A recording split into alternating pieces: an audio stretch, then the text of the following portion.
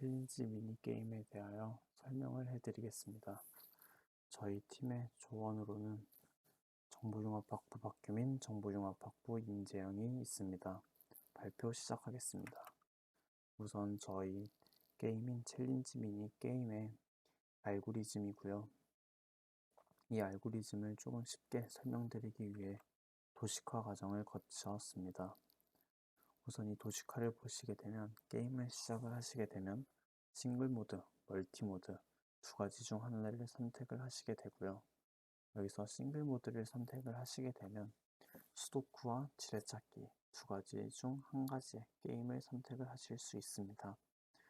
그러면 그 해당 게임을 선택을 하시게 되면 해당 게임의 세 가지 난이도가 이제 나오게 돼서 자신이 원하는 난이도를 선택해 게임을 플레이하실 수 있습니다. 만약에 싱글 모드가 아닌 멀티 모드를 선택을 하시게 된다면 위에 싱글 모드와 같이 게임을 선택하고 그 게임의 난이도를 선택하는 과정까지는 동일하게 이루어집니다. 하지만 그 게임을 클리어했을 시 그 클리어 기록이 저장이 되는 차이점을 가지고 있습니다. 그래서 이 이후에 나중에 이전까지 저장된 기록을 확인할 수 있는 기록 확인 기능이 있습니다. 다음으로 이제 저희가 프로그래밍한 부분에 대해서 설명을 드리겠습니다. 메뉴 화면 출력 및 전환 부분입니다. 우선 게임 내에 출력되는 메뉴 화면은 오른쪽 이미지처럼 푸츠 함수로 표현을 하였습니다. 다음 화면으로 넘어가는 경우에는 시스템 CLS로 화면을 지우고 해당하는 화면을 출력하는 방식을 사용을 하였습니다. 다음으로는 게임 화면 출력 부분입니다. 우선 게임 화면의 경우 두 가지로 나뉘게 되는데요. 테두리와 같은 경우는 푸츠 함수로 이전과 같이 표현을 하게 됩니다. 하지만 이 게임을 출력하는 부분의 경우 푸츠 함수가 아닌 printf 함수를 이용하여 2차원 배열을 불러오고 2차원 배열 안에 저장되어 있는 값이 바뀌면서 이제 바뀌는 값들이 화면에 출력되는 방식으로 게임이 진행이 되게 됩니다. 그래서 위쪽 사진 같은 경우에는 저희가 프로그래밍한 사진이고 이제 이 아래쪽 같은 경우에는 이 프로그램을 실행시켰을 때의 해당 파트의 실행 부분입니다.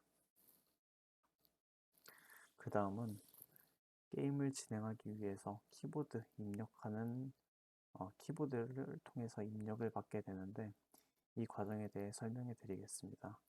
kbhit와 getch 이 두 명령어를 통해서 키보드를 통해 입력된 값을 받고 해당 값에 맞는 함수를 제작을 하였습니다.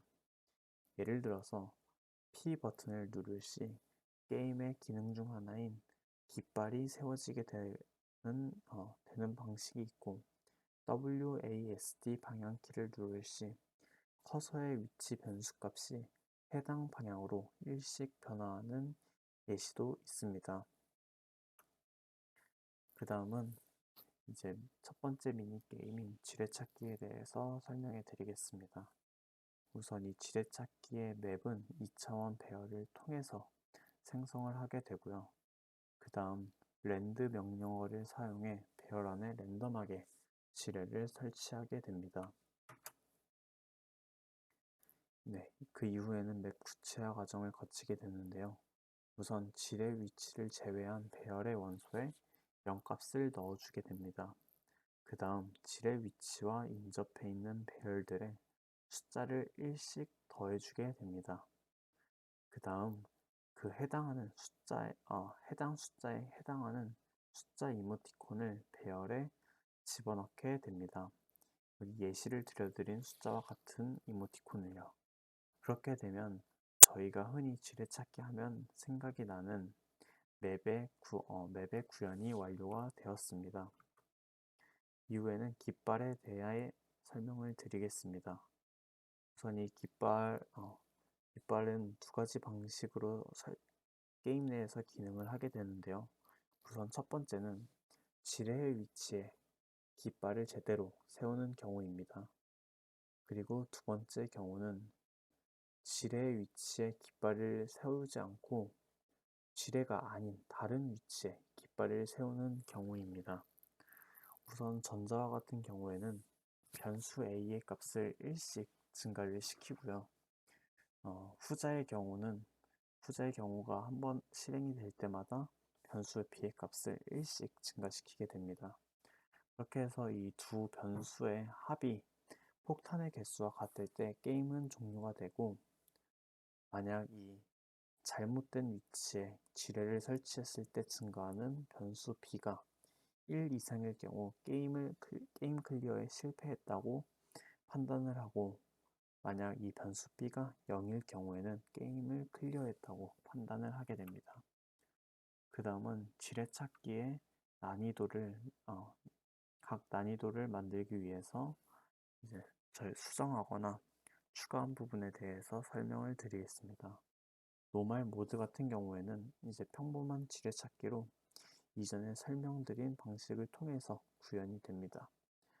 하지만 이지 모드 같은 경우에서는 이제 폭탄 위치에는 클릭이 안 되는 기능을 추가함으로써 이제 게임에서 죽지 않고 계속해서 플레이가 가능하게 됩니다. 그 다음 하드 모드를 선택을 하시게 되면 하드 모드에서는 5분의 시간 제한이 걸리게 되는 페널티를 받습니다.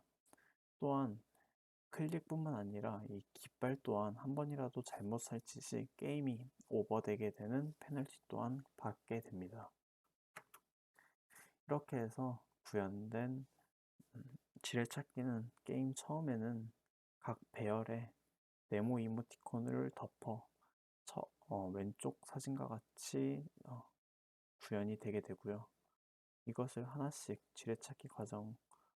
지뢰찾기를 진행을 하시면 이제 오른쪽 사진과 같이 이제 게임이 진행이 되게 됩니다. 그 다음은 두 번째 게임인 수도쿠에 대해서 설명을 드리겠습니다.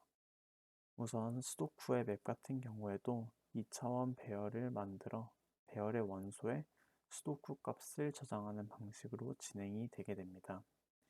이 과정을 4번 반복하여 이제 4가지 종류의 수도쿠 게임을 배열에 저장해 두고 랜덤하게 하나의 수도쿠를 선택해 게임을 시작하게 됩니다. 게임 작동 방식입니다. 수도쿠가 문제 생성을 하는 게임 작동 방식에 대해 설명을 드리겠습니다. 수도쿠가 저장되어 있는 2차원 배열의 값에서 수도쿠 문제에서 알려주는 값에 해당하는 부분을 제외한 부분에 0값을 넣은 또 다른 배열을 만들게 됩니다. 그리고 이러한 과정에 대해서 이러한 과정 자체를 완전히 랜덤 함수로 처음에는 만들어 보았는데요.